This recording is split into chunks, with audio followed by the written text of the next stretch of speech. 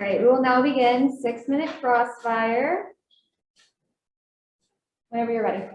Yeah, so the first question that the affirmation has for the negation is that just largely asking, does the negation believe that all close friendships ultimately have a sexual element? No. So can you elaborate on how you can believe that, and then also think that Bella and Jacob have to ultimately have this like sexual romantic ending? This is like the square, the rectangle dilemma, yeah? Where not every romantic, or not every friendship is a romantic relationship, but I believe that every romantic relationship has to have a friendship involved. Because otherwise, I mean, once that physical impulsive attraction is gone, there's nothing keeping those two people together. So then at what point do like Bella and Jacob cross that threshold of it no longer being a friendship?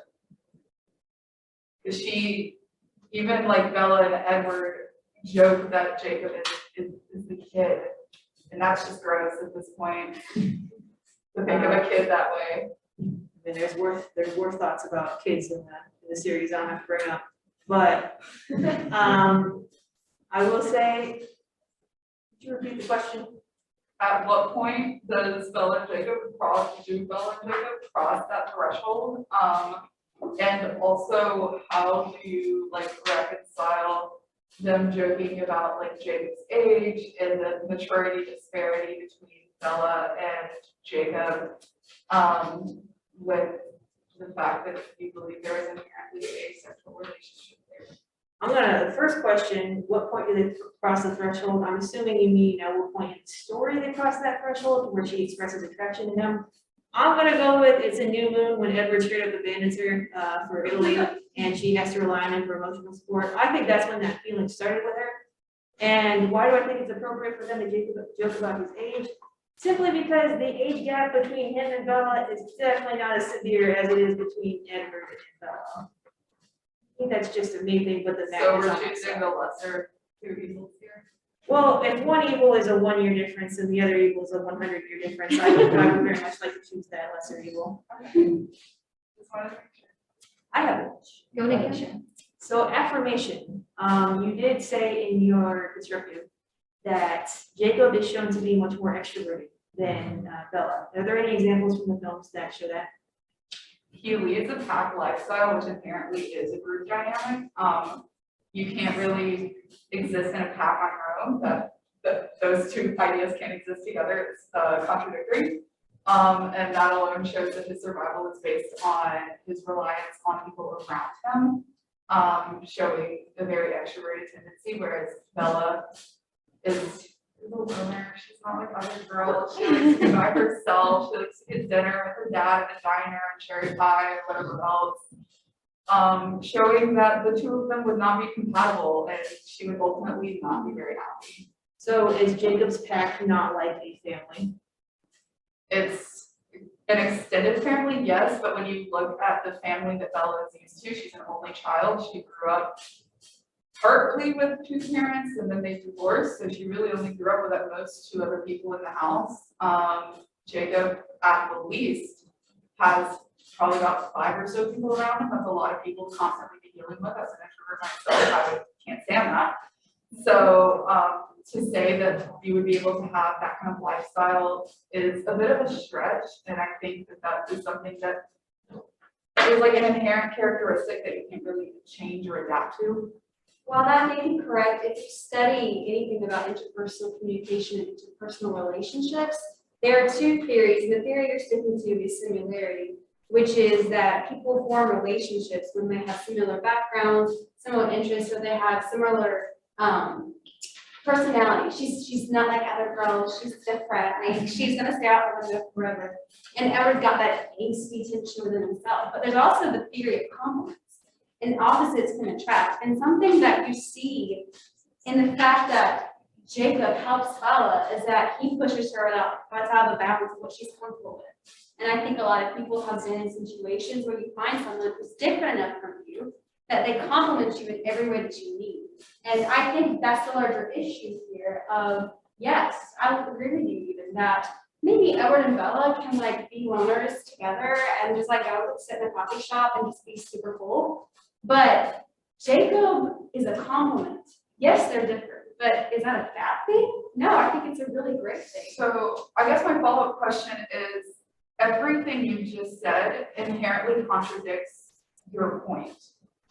One of your key contentions was that Jacob and Bella would make a better couple because they share similar socioeconomic backgrounds and they share similar upbringings. So based on what you just said on this idea of compliments, how do you reconcile that with everything that you said prior that completely contradicted that? That's a really good point. So the basis is in terms of personality. The personality of Jacob is a bit more outgoing than Bella's. It's a bit more extroverted in the sense that he isn't made to feel uncomfortable or awkward or clumsy by just naturally being himself. But the importance of them sharing the morals and the backgrounds is that those are fundamental things that you need to have in common to be in a healthy, lasting, and productive relationship with someone. There, in the theory of compliments, actually, is the idea that you shouldn't be too different or you're both. Oh, they can be too different so that they can't reconcile their own beliefs. This isn't the case. They actually have very similar morals, economic principles, and enough standing that where they can be a productive.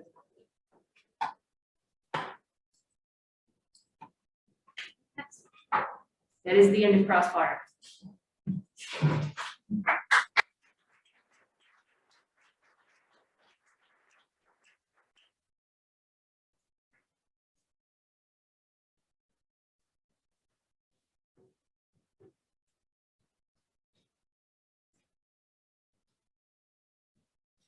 All right, can everyone hear me? Tight. All right. Good evening, everyone. My name is Elena Abbott. Tonight, with my superior teammates, Christina and Jeffrey, I stand firmly in affirmation of the resolution. Edward and Bella are a better match than Bella and Jacob in the movie series Twilight. In this speech, I will reaffirm my team's points while also rebutting our opponent's clearly false arguments.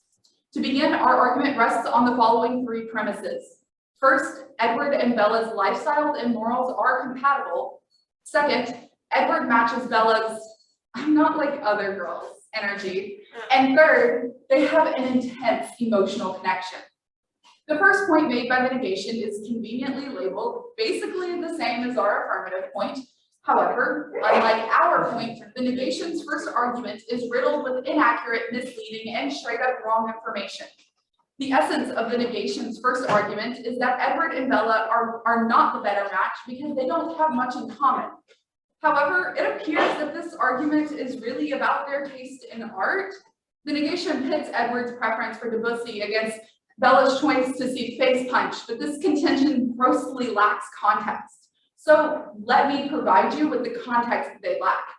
Bella's choice to see Face Punch happened during her adrenaline junkie era, in which she made questionable decisions in hopes that her profoundly deep connection to Edward would allow her to hallucinate him providing her with life-saving advice.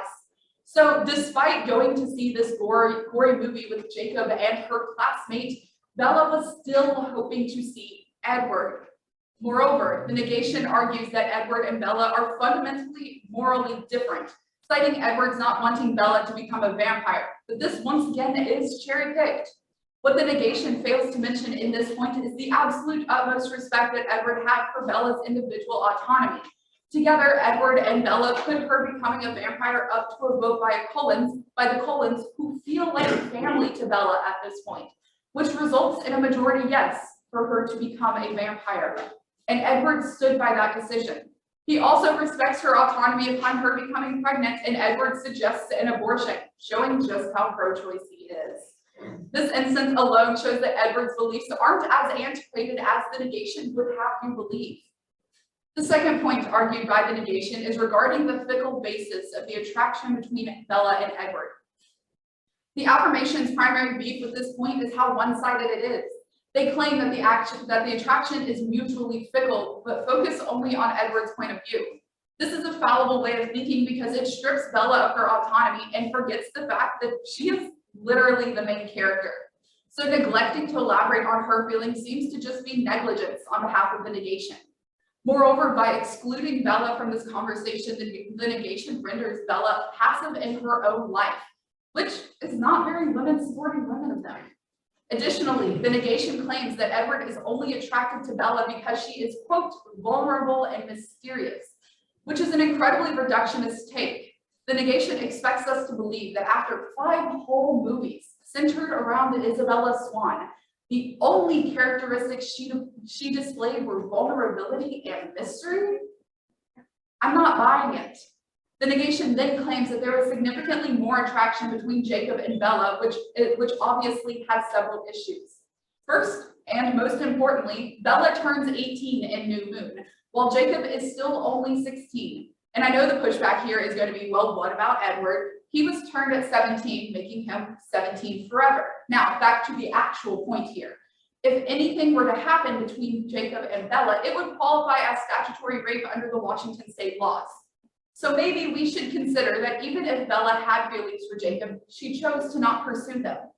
The second issue here is that the negation is assuming that because Bella and Jacob could enjoy some good banter and a few laughs, they had to be attracted to each other, which is a very heteronormative way of thinking. Instead, maybe we should consider that Bella just appreciated his long-standing friendship. She had a very tumultuous life. What if she enjoyed the stability of her childhood best friend? Is that so wrong? The negation's final point is that there is an unhealthy power imbalance between Edward and Bella, a point that once again strips Bella of any agency. The negation focuses entirely on Edward's supernatural capability, but forgets that Bella also has a hold over him. Within the Twilight cinematic universe, there exists an ancient council of vampires whose whole purpose is enforcing the special vampire laws amongst the global vampire population, called the Volturi. The most important law the vampires must follow is keeping their existence from the human population. Edward blatantly broke this law upon revealing himself to Bella in all his sparkly glory. If Bella were to report him to the Volturi, he and the entire Colden clan would have been put to death. This shows that just as Edward had power over Bella, she held the ability to have him and his entire family hunted and killed. Knowing this, we can see that their relationship was mutually toxic, and they, therefore, deserve one another.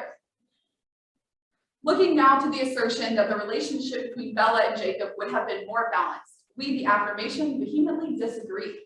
Throughout the Twilight saga, it is painfully obvious how much more Jacob is into Bella than she is to him, which is something that she is aware of. So in an alternative outcome in which those two did end up together, Bella would be able to leverage that disproportionate attraction against Jacob, making for a wildly unhealthy relationship. Not to mention, we find out by the end of the saga that Jacob's attraction to Bella was actually an attraction to her unborn child, which is an entirely different conversation.